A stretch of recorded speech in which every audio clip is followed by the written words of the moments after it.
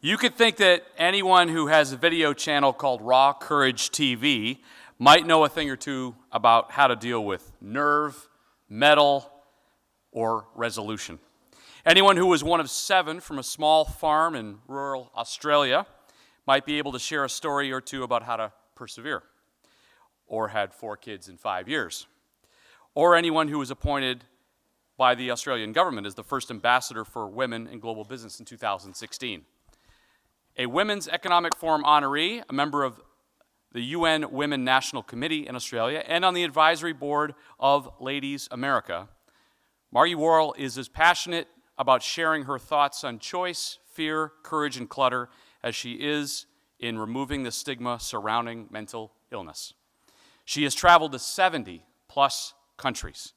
She's crossed the Sahara Desert, stayed in Palestine refugee camps, hiked the Inca Trail, swam with piranhas in the Amazon, and she's still here today, by the way. And perhaps bravest of all, she cycled through Beijing. Apart from Australia, she's lived in New Guinea, the US, is now based in Singapore. Margie's also the mother of 4 teenage children and enjoys sharing adventures with them, but most recently, summiting Mount Kilimanjaro. And what did you do last week? We have a choice, she says.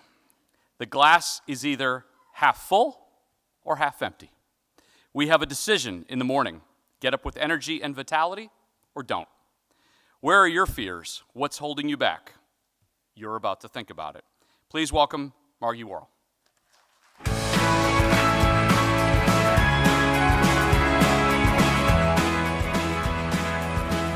Hello, everyone. It is great to be here with you all. And I'm just going to ask everyone to stand up because I know you've been sitting for a while. And having just listened to the last few speakers, that the theme of courage is well and truly running through the conversations today. So I would like you all right now, just turn around, find someone you haven't spoken to today and share with them one of the bravest things that you've ever done. Just go and find someone you haven't spoken to and share that with them. I am sure that things that were just shared then were lots of brave things and scary things. And I would just want you, in the spirit of being brave right now, I want you could someone just yell out, what did you learn from doing something that scared you?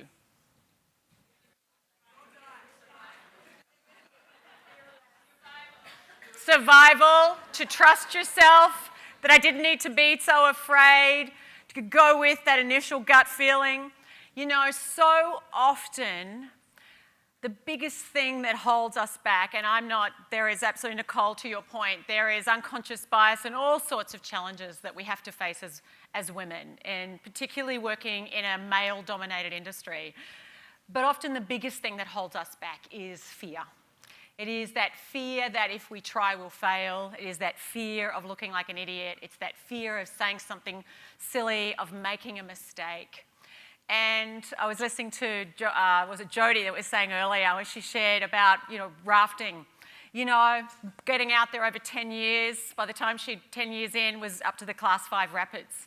And courage is a muscle, and the more often we practice it, the more often we step outside our comfort zone and act in the presence of fear, the more we dilute its power over us and grow our own. And so there is no shortcut to building bravery. There is no, you could read 100,000 books on it. It's not going to make you braver. It's not going to build your confidence. We actually have to take action. And so as you're listening to the things I'm going to talk about today, I want you, over the next hour, just think about for you right now, bring to mind right now a couple of the challenges that you're facing in your work. So let's make this practical. What's something that you're dealing with? Who here sometimes has to work with difficult people? Are they next to you?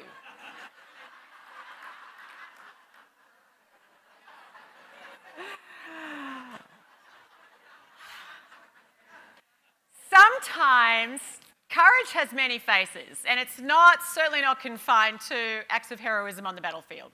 Sometimes it's literally just having that candid, truthful conversation with someone.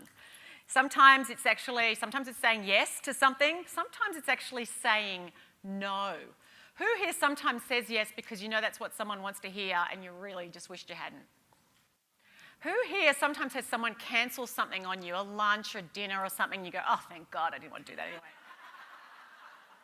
The question is, why did you say yes to begin with, right? Because it keeps people happy. And here's the deal with women.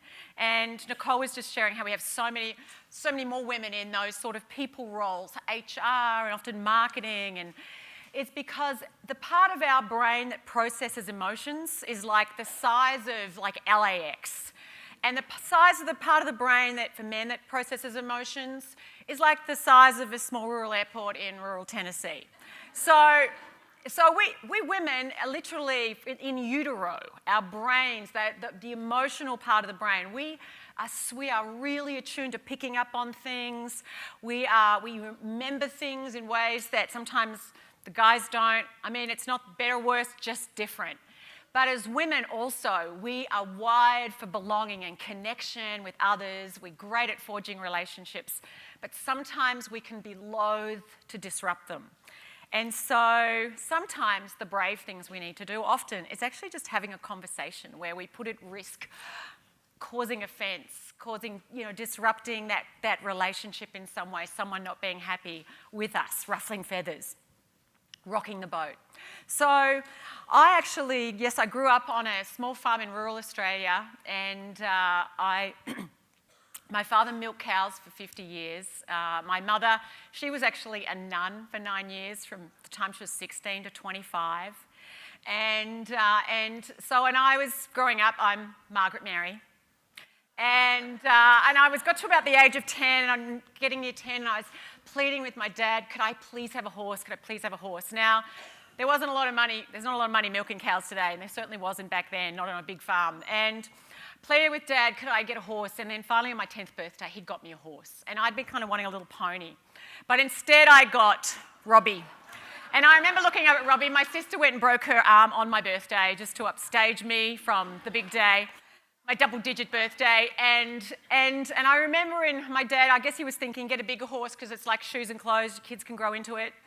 So I had to dial up my courage and get out there and learn to ride Robbie. And, it was scary in the beginning. It was really scary, but the more I did it, the better I got at it. And after about a year or so, Robbie didn't go very fast. He was about 23 years old when Dad got him. And I was like, can I get a faster horse? And so I was thinking, can I please have a faster horse? Well, there wasn't a lot of money. And so Dad was kind of like, well, you're just going to have to kick Robbie harder, But he went in a raffle. Every year there was a raffle in the local area, and they would always the raffle off a horse. And it was 20 cents a ticket or $6 for $1. That stage, there were 6 kids in my family. And sure enough, we won the horse. Yeah, woohoo, I won a horse. But you know what the saying is? Don't look a gift horse in the mouth. So now this horse actually wasn't old. He was actually young, and he was very wild, and he would go 0 to 100 in about 5 seconds. So I had to dial up the courage all again and learn to ride Smokey. And after a while, I actually got pretty good at riding Smokey. I became, like the barrel racing champion of my little area, which was a really little area, so, don't give me too much credit there. But the key lesson, I look back thinking about it and realising that growth and comfort can't ride the same horse. And you might never have ridden a horse. But all of us need to practice being brave in our lives. And we can start with the little things. And I know someone just said earlier, if you think back to something earlier in your career and it was really scary, and now you go, well, that's not scary at all. But unless you're out there doing it, you don't know and you don't grow. And to have confidence, we need competence. I'm going to be repeating so many things that I've been listening to over the last couple of hours. It's so true. But you don't get that without first having the guts to put yourself out there. So what does put yourself out there mean? Today's theme is about taking next steps. So these are the next steps I'm going to go through over the next little bit. And it begins with owning your value. Katharine Graham was the first ever woman, female CEO of a Fortune 500 company. She ended up on the board of the Washington Post. It was her husband had been running it. And at the time, as you can see, there wasn't, I don't know that they've quite got the gender equity numbers up on that photo there. she lacked all confidence in herself. She hadn't even minded when her father bequeathed the Washington Post to her husband because she was like, well, you know, a woman can't do it. She had her own beliefs that she didn't have what it would take, and ultimately created a newspaper that became one of the leading ones, still is today in the country and the world. But what does it take for women sometimes to own our value? And one thing from my work with women around the world, I lived in the US for 11 years, then I've been back in Australia for 5, and now I moved to Singapore last year. But one of my experiences, just the same with women everywhere, is that we are really good at talking ourselves down, at not owning our value, at not owning our strengths, at comparing our weaknesses with other people's strengths. And so often, I'm sure you've heard that saying, where women sometimes well, there'll be a job going and the guy will go, oh, I got 6 of the 10 attributes, I'll put up my hand. And a woman will go, well, I've got 9 of the 10, but the 10th one's not really strong, I'll get another year's experience. So we have a story, we sometimes have this story we tell ourselves that I don't have what it takes, that I need more of something, more experience, I need to be smarter, I need to have more support, I need to have more confidence. You know, I can't do it, I tried once and failed. And our story that we tell ourselves creates emotions, that narrative we have in our heads, that little committee that's going on all the time. And it can fuel self-doubt. And it can fuel a sense of, I don't have what it takes. But if we change that story, it can actually fuel just, let's give it a go. Why not try?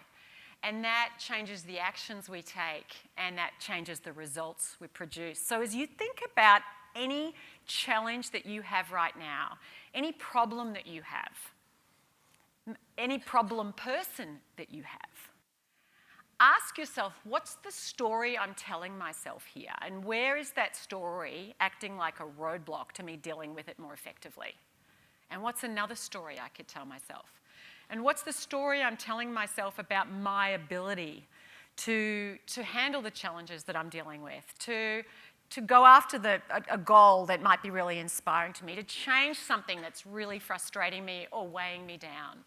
So, a couple of key things. Be willing to challenge the story that you tell yourself. We don't see the world as it is, ladies and gentlemen. We see it as we are, and it's shaped through the lens of our experience and our personality and our culture and our family norms.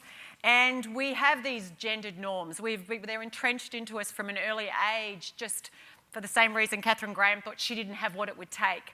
You ask young women by the age of 6, girls, when you ask them, can you be really, really smart? Fewer girls think they can be really, really smart than boys, even within 1 year of education. Just the more we get out there, we start, and women going into the workforce, starting out with lots of ambition, want to make the C-suite. Women's confidence and ambition drops off so quickly compared to men. And so just challenging, what's the story that I'm telling myself that could be holding me back or keeping me from taking the actions that would actually create better outcomes? Contain your failures. When women succeed, we are more likely to attribute our success to good luck, helping hand, someone help me out. When men succeed, they're more likely to go, I was just really smart and I worked hard. Now the fact is, you're really smart and you worked hard too. Likewise, when we fail, men are more likely to attribute failure to external reasons. Well, the market wasn't right, this wasn't lined up, various things that can be changed. Women are more likely to internalize failure and see a failure in them, that I'm a failure. It's something about me personally. I can't change it. So contain your failures. And likewise, don't minimize what you've achieved. You know the imposter syndrome? Who here ever sometimes thinks someone's going to realize at some point I don't know quite what I'm doing? Yeah?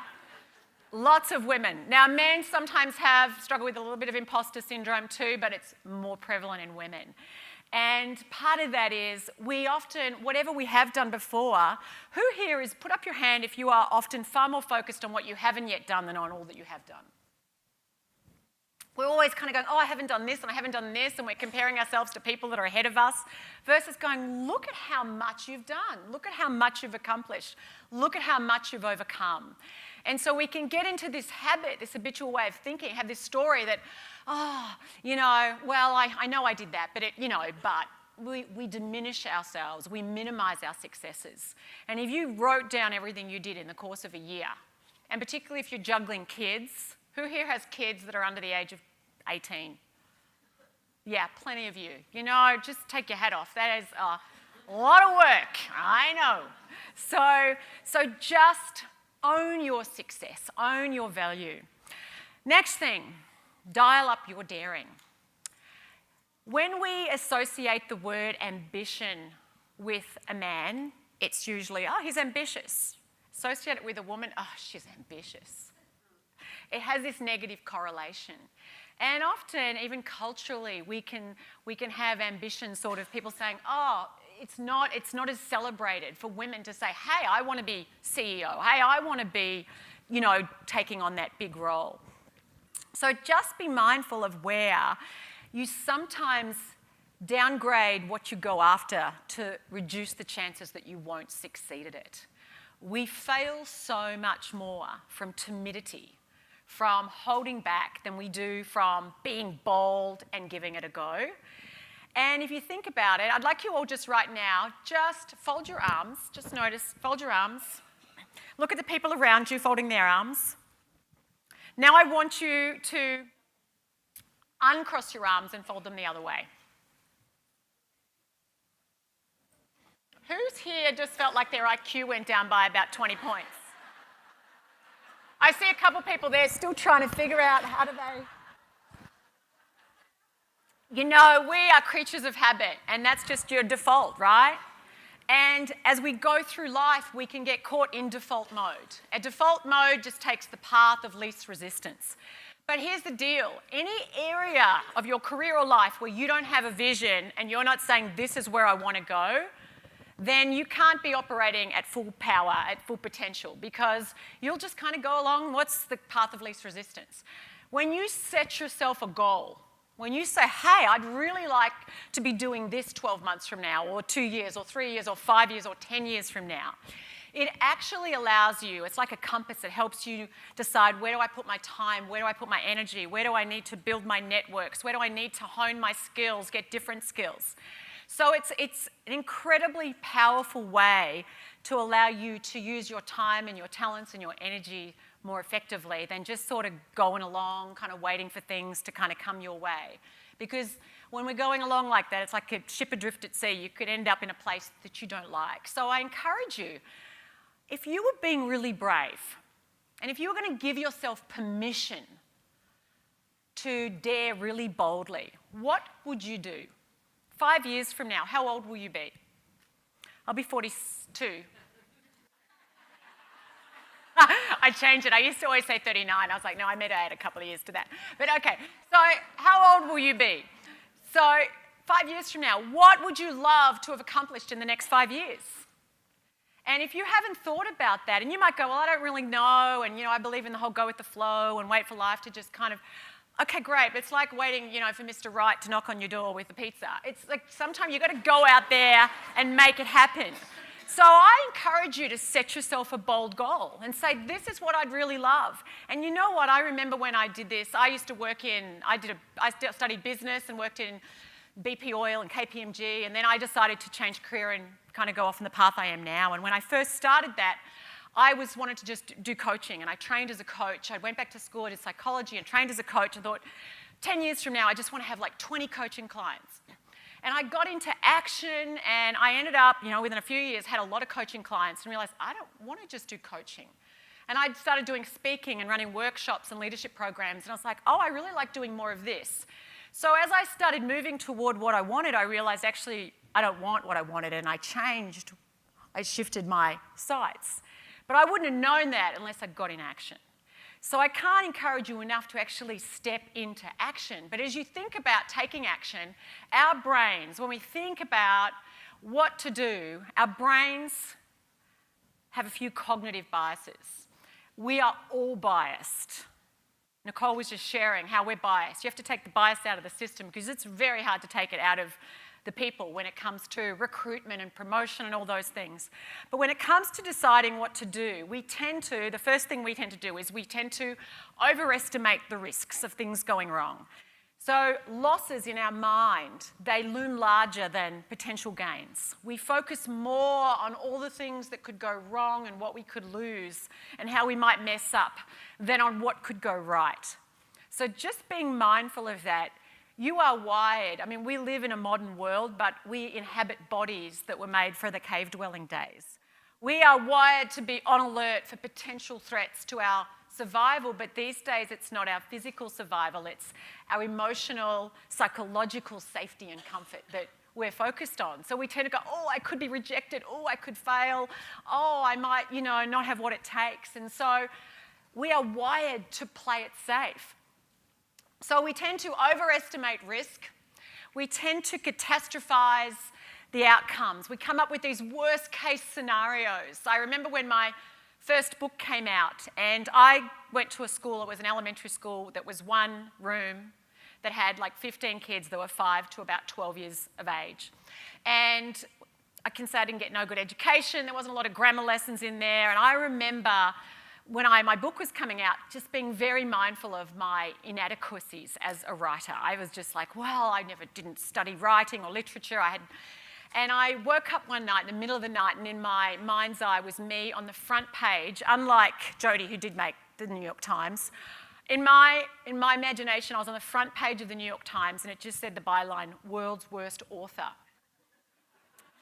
Now, often we scare ourselves way more in our imagination than we ever do in reality. So just be mindful of where you might come up, you scare yourself from taking action, from putting yourself out there. You think, oh, if I say that, I could lose my job. The chances of you losing your job for speaking up are very slim. And they're like, and then I'll be on the streets and all my family will be homeless and, like, really? Really?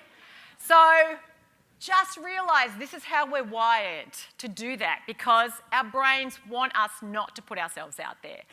We're also wired to underestimate ourselves, and women, we do this way more than men. Every now and again, I will meet a woman I think, oh, she's probably more confident. Her confidence is writing checks her competence can't deliver on. Maybe I've met 2 women like that. I've met a few more men. Now, sometimes there's a reason we mightn't be confident because we haven't done something, but so often actually we underestimate what we're capable of. We think we can't do it, and sometimes life throws us a curveball and we have to have something happens and we're like, we've got to just deal with it. And by and large, the universal experience is people go, wow, I never thought I'd cope with that, and I did. So the question is, if you have that ability to cope with big things that get thrust at you, where is there potential for you to cope with bigger things, but you're not choosing to go after it? We also tend to discount the cost of inaction. So if you do have a problem colleague and you're not having that conversation, or there is something you'd love to do, but you're not going to talk to someone and saying, I would love support for this, or build your business, or whatever it is that inspires you, what is the cost of inaction? We are really good at putting ourselves in the shoes of the future us one day from now, 1 week from now, and imagining how we'll feel if we fail. But what we're not so good at is putting ourselves in the shoes of the future us 1 year, 5 years, 10 years from now, and asking ourselves, how will I feel if I don't do this? Where is it that I could run the risk of looking back and regretting not having been braver? And research shows that at the end of our lives, we regret far more the risks that we didn't take than those that we did. And here's the deal. The reason is that when you try something and fail, you learn something. And you connect, you meet people, you grow skills, you grow awareness. You often still build confidence because you go, I know a whole lot of things now I didn't know. Maybe I didn't get the result I wanted, but I got a result. But when you don't put yourself out there outside your comfort zone, you miss out on any opportunity for learning. So just be mindful there's a real cost to inaction, Playing it safe, like not saying anything, not doing anything, gives this short-term sense of comfort and security. But over the long term, it actually leaves us less secure, less confident. If we think, oh, I don't want to do that because I'm not confident enough, well, I tell you what, you're going to be less confident if you don't do it. So just recognizing there's such a cost to that. And finally, protecting the status quo. We resist change. It's why when people are trying to put change through a team or an organization, there's always resistance. It's unfamiliar. We are wired for familiarity. We want to think we can make plans on a future we can predict. We don't like when we don't have that sense of familiarity. But again, at what cost? So, oh, did I just go forward? No. Oh, this is me. So, growing up, my parents, I wanted to be a journalist. My father said, I see you being a Sister Margaret Mary, in charge of a convent, and that's my big brother Frank. And in Australia, we call them nappies. Here, you'd call them diapers. They're cloth diapers because there was no disposables in the day on the farm. It was all cloth. We're hanging them up on the line. And I could see now, I found this photo a few years ago, as their dad was clearly grooming us at a young age for a vocation. I didn't quite feel the calling. But what I can tell you is that I know for me, having to say, you know what, leaving the farm at 18 and going off and going to university and all these things that no one had done in my family before, and I had to be 100% financially on my own from 18, that I realised I'm capable of more than I thought I was. And I've had that experience ever since, even having 4 kids in 5 years. It's like people go, how do you do it? I could never do that. I'm like, you know what? You just get on with it, just like you do if you're a single mum. You just get on with it. And it's easy to look at others and go, I could never do that. But you know what? Most of us live in a very restricted circle of our own potential. And a lot of people live in that circle because we operate with this risk-averse mindset. There's what I know I can nail and do well, and everything else, don't try. And it's really driven by a sense of fear. I'm afraid that if I try, I'll fail. I'd rather just stick with what I have. And fear, we live in a culture that fuels fear. You turn on the TV, you look at your Facebook, Twitter feed, whatever, and there's constantly being bombarded with reasons to hunker down, play it safe, don't talk to strangers, don't try anything, certainly don't go whitewater rafting, and don't jump out of a plane, and on it goes, because it's dangerous. And Nicole was sharing about the laws, you know, in the US versus in Europe with kids going off to work with parents. You know, just recognising that we've become so focused on everything that could go wrong, so risk-averse, that we don't even recognise it. It's so inculcated into us from such a young age of things could go wrong, don't do it, don't do it. And I remember actually when I was living in the US, we bought a big trampoline for my son's 4th birthday party from Sam's Club, and we invited over all the neighbourhood kids, and someone said to me, are you getting kids to write indemnity forms, your parents? Because, you know, if kids break a bone, they'll sue. And I was like, oh, no, God, no. And the kids are like, there's 20 of them jumping on the trampoline, and no one did break a bone, by the way. But I share that because I was sort of like, I hadn't thought about being so focused on what could go wrong. I was like, let the kids go. And so I just encourage you to think about, where do you get caught up focusing on everything that could go wrong versus the risk-ready mindset, which is, let's give it a go. What could we learn? Let's experiment, let's try, let's play. Embrace a sense of adventure. What if in your work and career you said, why don't I just play with this? Why don't I put myself out there and just see what happens? And not make a big deal of it if it doesn't all work out. What if you gave yourself more permission to make mistakes? As women, we are burdened with this perfectionist standards at time. We have to, 50 years ago, a lot of our mothers, their only role, like, keep house, look after the kids, have a meal on the table. Now, keep house, look after the kids, have a meal on the table, look really good, train for a marathon, have a great career, do your MBA, and, you know, and so we're expecting to be a 10 out of 10 in everything, and we're constantly saddled with trying to keep up and feeling like we're never enough. What if you gave yourself permission not to do it perfectly? What if you gave yourself permission to make more mistakes? So just in kind of, I guess, iterating that point, where is it that you could be bolder in setting yourself goals and having a vision, because there is power in that? Where do you need to reframe risk and think about what is the price you pay for not being brave, for not putting yourself out there? You don't even know what opportunities you might be missing out on. You don't know what you don't know. But what I could guarantee you that every speaker who's been up here today will tell you, that the more you put yourself out there, the more you create the lucky breaks that you want, the more you build relationships, the more you help others as well, things come back to you. And it builds momentum over time. And embrace discomfort. So often we just think, well, that makes me really scary. I feel sick doing that. Do it anyway. If all you do is what's comfortable, you will never do what you're capable of. And, you know, a couple of years ago, my husband was turning 50. And I said, what do you want to do? He said, I'd really love to go to Africa with my family and do a safari. And my son, Ben, said, oh, safari, that's okay, but wouldn't it be cool if we climbed Mount Kilimanjaro? And I looked at him, I was like, seriously? It's really high. And he did this whole PowerPoint deck. And he did a presentation to the family, and it finished with the Rocky theme music. And we will always remember Dad turning 50 if we climb Kilimanjaro. And we're like, okay, who's in? I'm like, I'm in, Ben. And the others are like, can we go on a safari afterwards? So anyway, we set off. And a few friends of ours who were serious. Who here's climbed Mount Kilimanjaro? Anyone? Any Everest climbers? Because I gave this talk once, and this guy goes, yeah, I climbed Everest. And it floated, it really popped my balloon.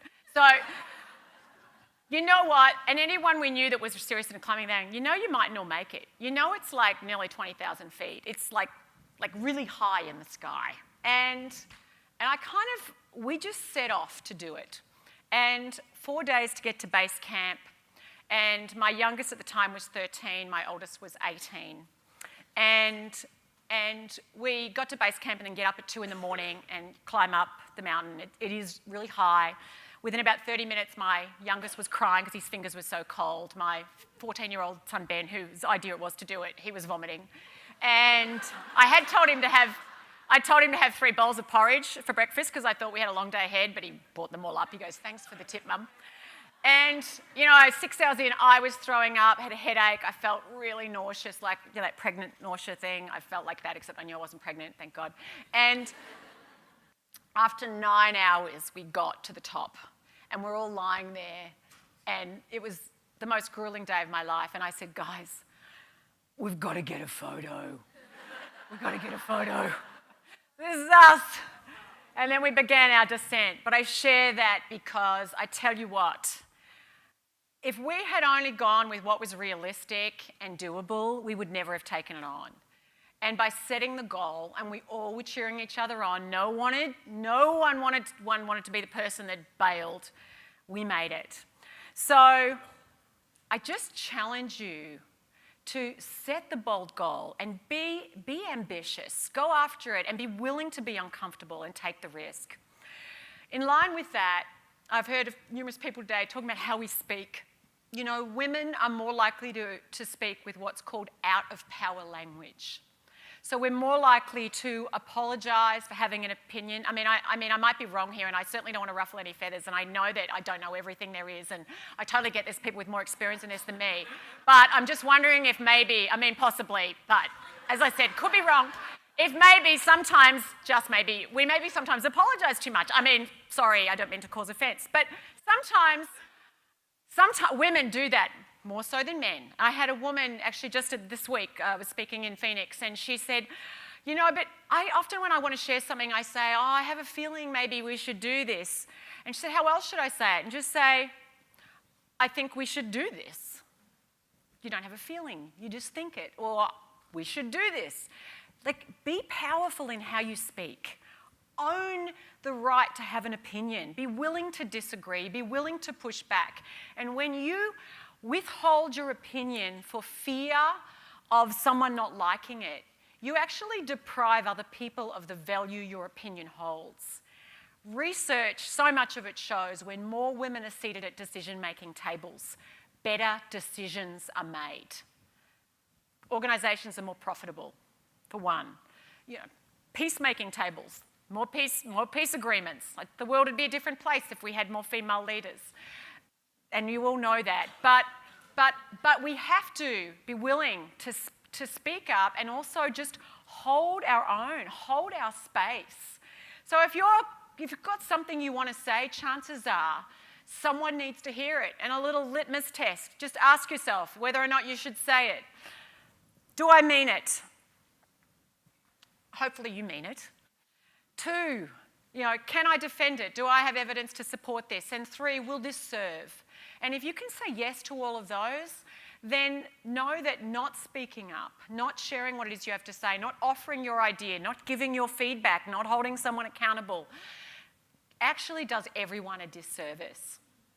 So hold yourself in your power and speak up. And 3 key things to do when we're doing that is 1, focus on what is it I'm trying to achieve? What is it I can do? What's inside my control? What's the value that I have to bring?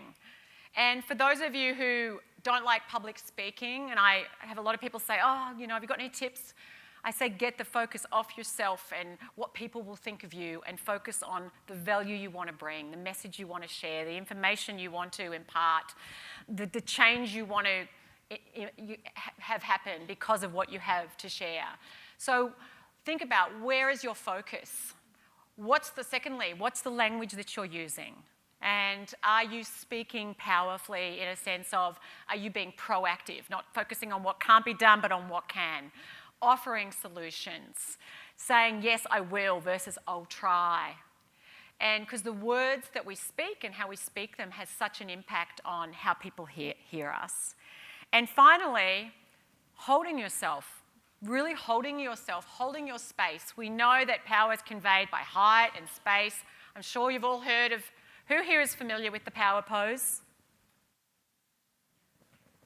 Oh, not enough of you. Okay, get up. Okay, so I've got a little experiment here I want you to do. Okay, I want you actually to find someone near you and just a partner. I want you to look someone in the eye now and say, you're my partner, and pick an A and a B. A and a B? Okay, now shush, got to listen to my instructions. Okay, I want you both of you now, I want you to imagine yourself focusing on a time when you felt really like a bit of a loser. You tried something, you failed, you weren't feeling good about yourself. You were telling yourself a story, I'm not very good, no one likes me, I'll never be able to do it. And I want you to hold yourself as someone who's focusing on the negative, telling yourself the story, right? Now, person A, I want you to put your arm out. And person B, push them on the rib, put their arm, touch by the wrist, push their arm down. Okay, and now switch, the other person do it. Okay, now, stand tall, I want you to wipe the screen clean. Now I want you to focus on a time when you nailed it. You were thinking to yourself along the lines of, I am a legend. I am so excellent. I can do anything. Think about that time. Think about a time that people were saying to you, oh my God, that was fantastic. You're amazing. You're brilliant. They really appreciated you. You're like, yes, thank you. I mean, in a really humble way. And that you were really feeling powerful because you knew that whatever you set your mind to, you could do. And I want you to think about yourself now. Visualize yourself taking on your next challenge in that space. Now, I want you to hold yourself tall, feet shoulder width apart. Take a big deep breath to the bottom of your belly. Lift your chin up, a quiet little smile on your face. Now,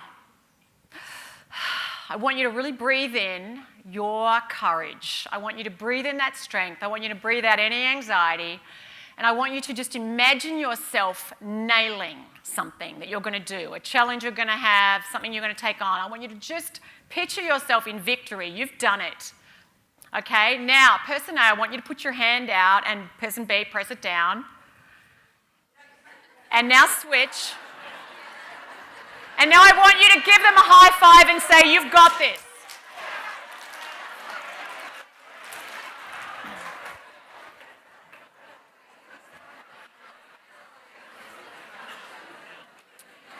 We are at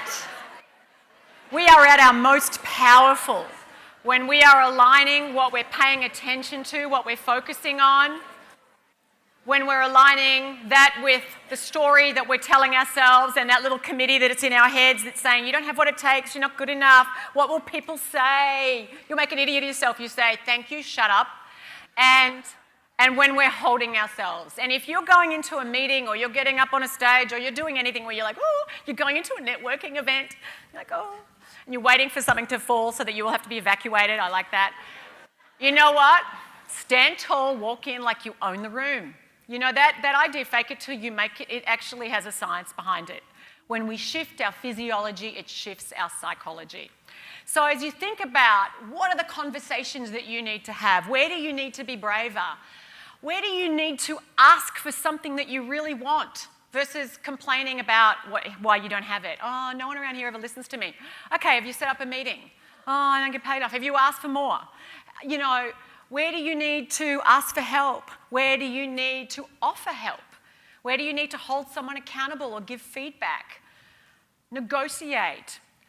The more often you're willing to step into what I call courageous conversations, the more you will get what you want and change the things that you don't. Our conversations are powerful. How we speak is powerful.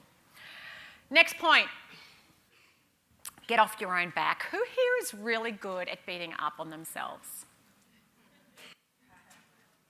A lot of women excel. I mean, men have their strengths, but I tell you what, we leave them for dead when it comes to self-criticism. We are really good at focusing on what we're not doing well. And, oh, you know, who has ever been given lots of good feedback, but one bit of feedback that wasn't good? And all you did was dwell on the one bit that wasn't good. Or you might have given a presentation and you did most of the things right, but you're just like, oh, I didn't do this bit. And we get so caught up focusing on what we didn't do well or what we haven't yet done or that one bit of feedback that wasn't affirming. And so, compassion is important. We need to be compassionate. And women, we are naturally very compassionate. We are wired to be caretakers, and that's a wonderful thing. But we're often not very compassionate when it comes to ourselves. And compassion that doesn't include self-compassion is incomplete and doesn't serve us and that doesn't serve the world. Because when we're hard on ourselves, it keeps us from being willing to try things because we know we're going to beat up on ourselves if we fail. But if we're going through a difficult time or something hasn't gone very well and that happens, we actually cope better when we can be kinder to ourselves, when we can actually even speak to ourselves in a voice that goes, I have to sometimes do it. It's like, okay, Margie, so you messed that one up. Well, never mind. You know, tomorrow's a new day. And versus, oh, you absolute idiot, how could you have? And it's easy for that voice to be the one that's like in our ear. So think about how would you speak to a friend who, when you beat up on yourself or you're critical of yourself, think about what would your best friend say to you at this moment? And think, I need to say more of that to myself. So ditch the cape in terms of trying to be perfect and do everything brilliantly every time, first time. Embrace your flawsomeness. You know, we can be brilliant and fallible. We can be, you know, wholly adequate, but also not have every base covered and will be all of that at the same time. And I know so often we get caught in this narrative of, oh, I'm not enough, I'm not organised enough, I'm not disciplined enough, I'm not this enough, I'm not as, oh, look at her, she's so good at that. And we get caught in this downward spiral. And just own your enoughness, own your flawsomeness. You are fallible, you will make mistakes, it's okay. And the kinder we can be to ourselves, the more it allows us to extend that out and to forgive other people when they mess up too. And likewise, celebrate your victories, the little things that you do when you do them well, because it's easy to kind of go, okay, that's done, move on to the next thing. I've got 20,000 other things I've yet to do, versus going, you know what, I just did that. That wasn't easy, and I got over the line.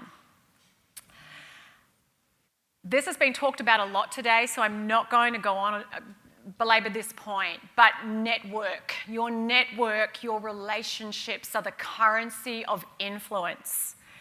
And it's really important not only to invest in the relationships you have with the women that you really like in your world, but diversify your network. And the research shows that women who are working in male-dominated fields need to have a more diverse network and actually get a lot of value from having men who are sponsors and who are mentors as well.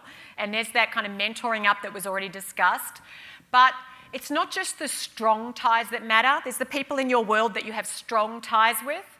But actually the research shows that sometimes it's the weaker ties. It's the relationships we have with people. They're not our best friend. We don't know everything about them. But they know us and we know them and they think well of us.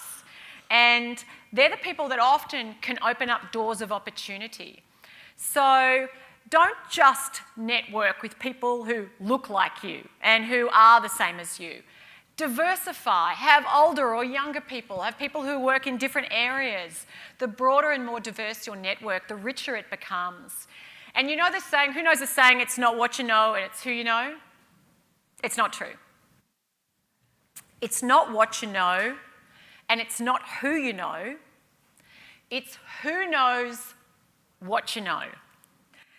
And another way of saying that is, people might know you, but if they don't know, this is what I'm good at, this is what I love to do, this is what I'd love to do more of, this is where I'd love to be in 2 years' time. You know, if they don't know these things, it's hard for them to help you. So don't assume people are mind readers and know what you want. And one thing I've seen a lot of happen with women in their careers is benevolent sexism. Oh, she's having a baby, she's not going to want that role. Oh, you know, she's going to, you know, what if she's getting married? I know they're going to have kids. And people make assumptions, or she won't want this. You've got to be really clear at letting people know, this is what I'd like, this is what I want, could you help me? And the more people who know what you want, the more you can help you get it. So diversify your network. Make sure there are men in your world, because honestly, yes, there are some men out there who may not want to support you, but there's also some women out there who may be the same too. But there's a lot who do. And my experiences with a lot of men is they go, I don't know quite what I'm supposed to do. I don't know how to help. They don't know a woman's brain. Probably not a bad thing. But build it and broaden it.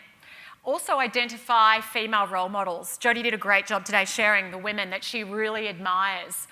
We know that a lack of strong female role models keeps women from even going after things. They don't even know that it's possible. Seeing women who are succeeding without becoming bitter and twisted or giving up all sorts of other things. Seeing women who we go, that is a great role model. That actually inspires us, even if they're in a different area than us. So seek out female role models. And of course, lift as you climb. I know Nicole shared that. I mean, actually, Jodie shared that, Kathy shared that. So important to give to others. If you can't think of the last time you went out of your way proactively to help another woman, then I encourage you to think of who can you help in the next 24 hours? Who could you connect to someone else? Where's a resource that you can share? Maybe even just a word of encouragement. I've heard so many people tell me over the years how an encouraging word at just the right moment made all the difference between them taking the job, going for the job and not. Speaking up, asking for more and not. Just that little word of encouragement. And finally, I'm curious to know, I want you to think about this and I ask the question, who are you when you're at your best? Can someone just shout out, who are you when you're at your best? Me? You're authentic, you're yourself? Happy? Confident? Rested? Yeah. Got a sense of humour? Got energy? Focused, not overwhelmed and going, oh my God, I don't know where to go next.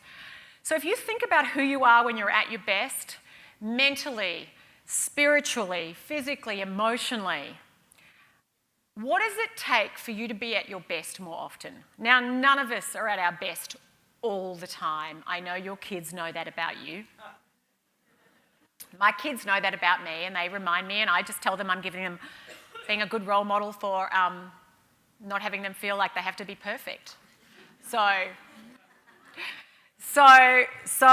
But what would it take for you to be that way more often? And so often we don't put our own needs first because we're caring for everyone else's. We're trying to keep the job and we're trying to look after the kids and feed the husband and, take care of the house and organise the birthday party and, the 101 other things.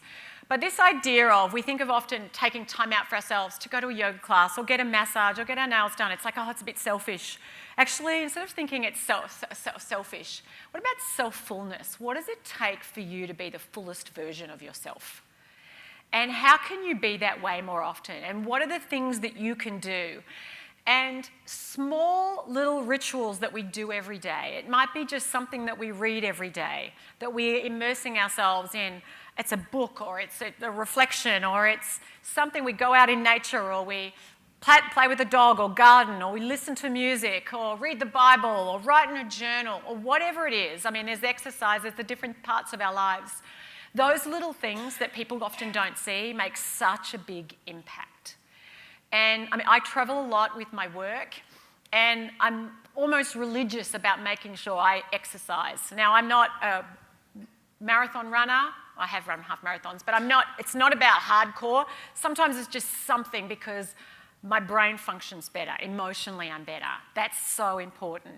And so those small little rituals, I encourage you to think about what are the things that if you did them more often. And if you're feeling so frazzled that you don't think you've got time, then that's when you actually need to take even more time.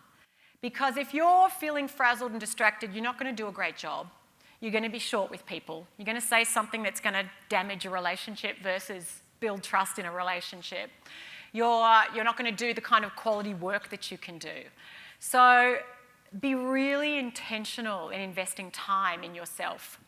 And finally, just finishing up, own your value, dial up your daring. What's a goal?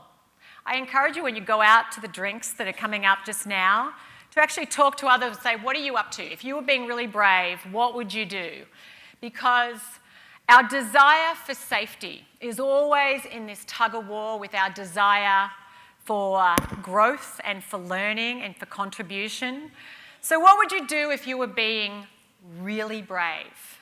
And if I can help you, I actually have a Train the Brave challenge. It's 10 days of different ways you can be brave. You are welcome to sign up for it for free. And it's 10 days, 10 videos, different ways that you can be brave. But I share that with you because I know that we are capable of so much more than we often give ourselves credit for. And only when you dare to do the things that you're not sure you can do, only when you dare to put yourself out there, do you actually realise how much you can do. And whether it's in your job and in the automotive industry, whether it's just in the world at large, we need more women to step up, to really own our power, to be change makers, to be leaders, to influence change, to call out injustice and say, enough, no more. And every one of us has that responsibility. You don't have to wait till you've got a big title or you're managing 1,000 people. You have the opportunity to do that now. Thank you. Thank you. Before you leave, Okay. a couple of questions. Okay, great. Yes. I just said she nailed it, right? Did she not nail it? Fantastic. Thank you. You and I were partners during the little speed process there where we were sharing our bravest moment. And what was yours? Well, having my 4th child. In 5 years. Yeah. And actually I moved to the US I packed up my house in Australia to move to America on September the 12th, 2001, as I woke up to all the news. And I moved here 3 weeks later with an 8-week-old at that point, and 2-year-old and a 3-year-old. And I remember being a bit overwhelmed with life, and it was about 6 months later I went away, and I did this vision exercise, where do I want to be 10 years from now? And in my mind's eye popped up 4 children's faces. So I slapped my face and was like, no, no, no, no, no. But I realised for me that if I was being true to myself, that was something that I was really inspired to do. And I remember being terrified, do I have what it takes to, I was starting a whole second career at that point and have 4 kids. And that lesson of And the way I share it is, trust yourself. You can do more than you think. When you're doing something that you're inspired to do, we really are capable of doing more than we think. Sure. You travel and talk to many folks from many different industries. Any common threads or even new things you've picked up on from certain industries that could be applied to this industry? Yeah. Look, I think by and large, there's so many commonalities across industries. I know actually with the Me Too movement last year, it's like this global reckoning, but I also see the downside of that now is I've seen men who are like, I'm afraid to be alone with a woman because so there's this fear actually. And so I see right now there's a real importance to make sure we balance it out and make sure that this fear of being accused of sexual harassment or saying something inappropriate, we need to get the pendulum in a healthy place. Sure. 70 countries, Kilimanjaro, but I want to know about the piranhas. Oh, that was funny. I meant to mention that. So did you know that actually piranhas eating people is just a James Bond thing? Yeah. It actually, because we went swimming, they're like, it's piranhas in there. And we're like, oh, really? Would they eat us? And they're like, no, they don't even like human flesh. If they take a bite, they'll spit it out. It's okay. So it sounds like we scare ourselves in our imagination, but in reality, it's fine to swim with piranhas. What's your next adventure? Next adventure. How about next adventure personally and professionally? I've got a few things on the book. I've started my PhD and I'm launching a podcast and I'm going to start working on a new book. So those three things are projects in the longer term, medium term. And actually, my personal and professional kind of blends in. So, after climbing Kilimanjaro, I decided I never want to climb another mountain ever again. Excellent. Well, good news is that there are some programs. We're on the bio page. There is a small dot that is on Margie's biography.